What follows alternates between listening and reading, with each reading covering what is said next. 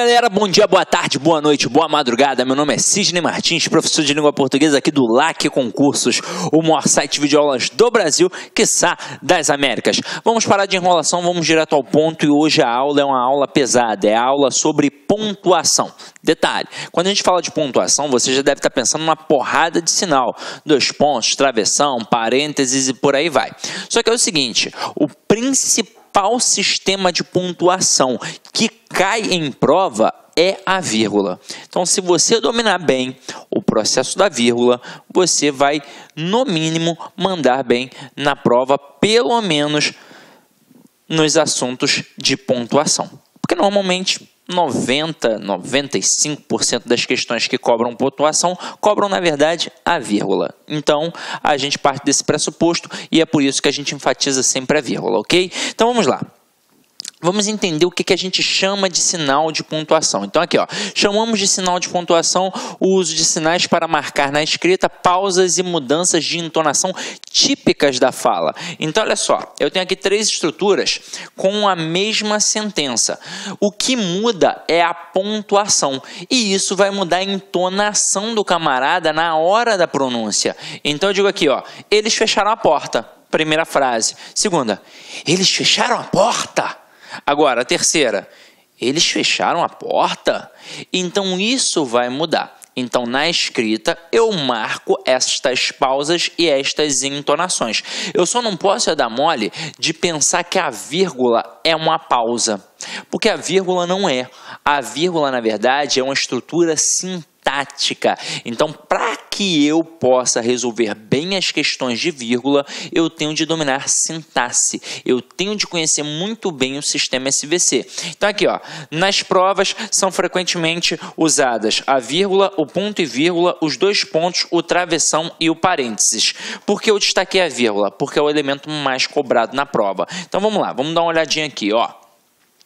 Vírgula. A vírgula serve para marcar rupturas da ordem direta. Então, eu tenho sujeito, verbo e complementos verbais. E aí, presta atenção no que eu vou te falar aqui agora. A ordem direta da língua portuguesa, ela não pode ter ruptura. Eu não posso quebrar a estrutura na ordem direta da língua portuguesa. Portanto, não há vírgula, exceto para marcar elementos intercalados. E a gente vai entender isso aqui agora, ó. Vocês viram que eu coloquei ali sujeito, verbo e os complementos verbais. E agora eu quero que você entenda muito bem. Na ordem direta, não pode ter vírgula de jeito nenhum. Não pode ter ruptura a ordem direta. Então, eu não posso separar o sujeito do verbo, assim como eu não posso separar o verbo do complemento exigido por ele. Então, muito candidato dá mole nesse momento.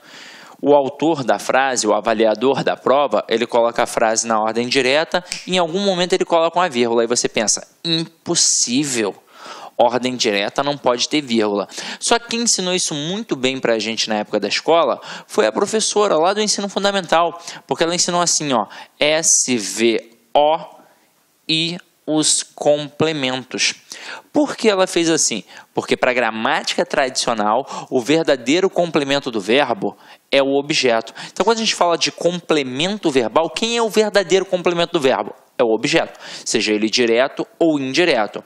Então, entre o sujeito e o verbo, realmente não pode ter vírgula. E entre o verbo e o objeto, seja ele direto ou indireto, também não pode ter vírgula. Agora, quem é esse camaradinho aqui? O complemento é, na verdade, o complemento adverbial.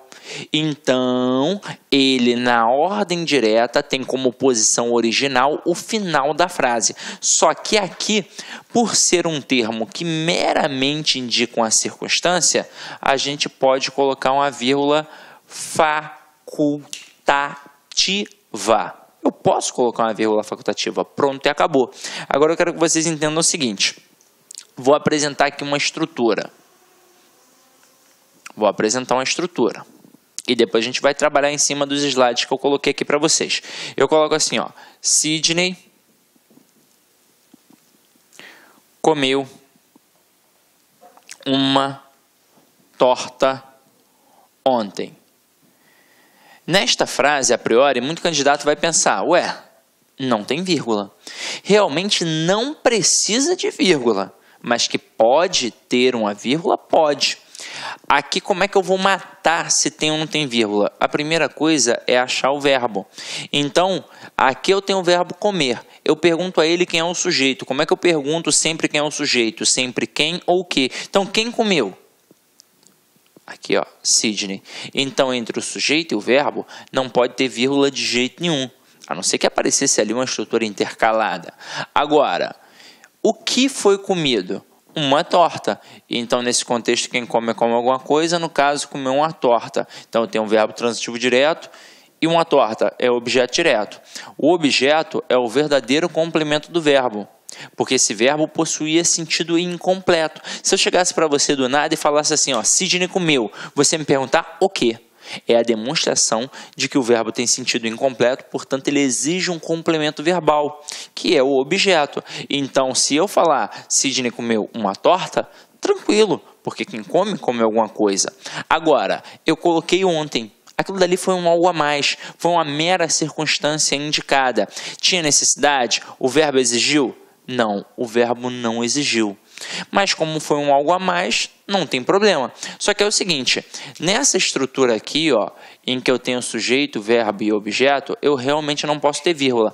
Mas aqui eu posso ter sim uma vírgula, que é facultativa. Agora, se eu estou produzindo um texto, para não deixar o meu texto truncado, eu evito essas vírgulas facultativas. Mas eu preciso usar quando eu quiser, de repente, enfatizar alguma coisa. Então, imagina o seguinte, alguém está reclamando que a cozinha está suja hoje. Aí fala, ó, Sidney, comeu uma torta ontem, isso aqui não fui eu não. Entendeu a pegada? Agora, nas provas, os avaliadores gostam de cobrar esse adjunto adverbial deslocado. E aí começa um problema. Porque é o seguinte, o que a gramática versa e de forma não muito clara, esse é que é o problema. Ela versa o seguinte, que o adjunto adverbial deslocado de curta extensão terá vírgula facultativa e o adjunto adverbial de longa extensão terá vírgula obrigatória. Só que é o seguinte, o que é facultativo, o que é obrigatório, porque o que é pequeno e o que é grande, isso é muito subjetivo. Afinal de contas, tem autor, tem gramático que vai dizer que 2 palavras já tornam a adjunta adverbial grande, mas também tem autor que vai dizer que apenas 5 palavras tornam a adjunta adverbial grande. E aí, como é que eu fico? Pô, o que eu vou definir? Aí é o seguinte, a Academia Brasileira de Letras, ela já se posicionou nesse aspecto. Então, para a Academia Brasileira de Letras, 3 palavras ou mais tornam a adjunta adverbial grande. E tem uma banca que já se posicionou diversas vezes no edital, porque ela imita a ABL. É a banca CESP. Então, a banca CESP, ela define no edital que 3 ou mais palavras tornam a adjunta adverbial grande. As outras bancas tendem a ir pelo mesmo caminho, mas normalmente sequer entram nessa seara. Elas apenas cobram a justificativa daquela vírgula. Ah, aquela vírgula ali está certa? Tá. Por quê? Porque é um adjunto adverbial deslocado. Ah, mas é facultativo ou obrigatório? Nem entram na seara. Só para citar como exemplo, para a FCC, a vírgula do adjunto adverbial deslocado é sempre facultativa. Não importa se o adjunto adverbial é pequeno ou é grande. Para a FCC é facultativa. Agora, e para as outras bancas? Para Sesgran Rio, para a Vunesp, para Exatos, para, sei lá, banca Consuplan, como é que vai funcionar? Aí esses camaradas, como eu disse a vocês, eles vão trabalhar apenas o reconhecimento daquela vírgula ali pela justificativa. Ah, tem uma adjunta adverbial deslocado. Então, vamos lá. Vamos começar a brincar aqui para a gente entender isso. Ó. Ontem, Sidney comeu uma torta. E na semana passada, Sidney comeu uma torta. Teoricamente, como já tem um posicionamento, pelo menos da Academia Brasileira de Letras e pelo menos da Banca CESP, a gente parte do pressuposto que, ao ter uma adjunta adverbial curto ou pequeno, a gente tem uma vírgula facultativa. Quando eu tenho 3 ou mais palavras, eu tenho uma vírgula obrigatória. E aí eu vou frisar uma parada importante para vocês. Se liga, você não vai fazer só este concurso, você vai fazer diversos concursos, não é verdade? Então você precisa... Olá, meus amigos, minhas amigas, gostou da aula do professor? Quer continuar assistindo essa videoaula? Então venha fazer o Lá Concursos, venha fazer o nosso curso completaço da Politec 2017 para os cargos de papiloscopista e para técnico de necrópsia. Nós aqui do Lá Concurso, nós fizemos aí algo muito especial para vocês. Nós estamos praticamente gravando outro curso para vocês aí e eu tenho certeza absoluta, se você cumprir as nossas orientações pedagógicas, vocês cumprirem todas as orientações dos nossos grandes professores, eu tenho certeza que você ficará altamente competitivo. Papo reto com vocês, olhando no olho de vocês, o seguinte, concurso, data da prova, dia 21 de março, aliás, 21 de maio de 2017. O tempo é curto, então nós fizemos um curso bastante enxuto. E se você conseguir assistir duas vezes as videoaulas com bastante atenção, garanto para vocês que vocês ficarão altamente competitivos aqui no Lá Concurso, né? Estou convidando vocês têm duas opções, né? Você pode fazer o nosso curso online, 10 mensalidades de R$30, R$300, o curso completo, tanto para o cargo de papiloscopista, quanto para o cargo de técnico em necrópsia. Temos aí para vocês. Bacana?